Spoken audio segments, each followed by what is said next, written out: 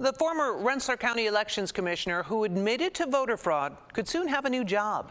Jason Schofield is expected to be appointed to a position in the Troy City Clerk's office. Schofield admitted in January to using the names and birthdays of real voters to apply for fake absentee ballots in the 2021 elections. He was accused of bringing the ballots to the voters, having them sign the envelopes without actually voting. He's awaiting sentencing. Now, some leaders say that Schofield deserves a second chance. But others are raising concerns about appointing someone who might have to spend time in prison. News 10 ABC's James De La Fuente hears from both sides. According to the Troy City Council President Pro-Tem Thomas Casey, Troy's city clerk requested the appointment of Jason Schofield to the position of Clerk Assistant. You may remember Schofield pled guilty to 12 felony charges of voter fraud about a year ago. The investigation found he filed fraudulent absentee ballots in 2021 and used personal information of registered voters without their permission.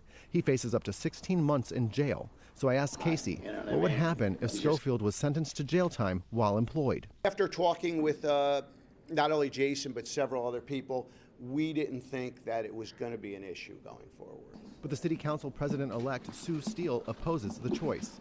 They're appointing him to a key position in the city clerk's office. I consider this a slap in the face to Troy voters and taxpayers. She is calling on her colleagues to reject the nod. And I call on the Republican colleagues on the City Council to withdraw this ill-advised appointment of Mr. Schofield. Casey acknowledges Schofield's tainted past, but he says he deserves a second chance. Now, Jason did make a mistake, but he took immediate responsibility for it. He owned up to it.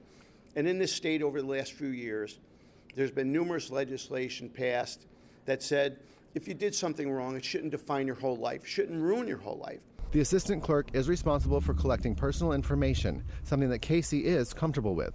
Well, he's going to be assisting the clerk. People come to the window for marriage licenses, for fishing licenses, dog licenses, and he's just going to assist with that. The new city council is expected to vote on Schofield's appointment January 4th. I've reached out to Schofield and I'm awaiting his response. In Troy, James De La Fuente, News 10, ABC.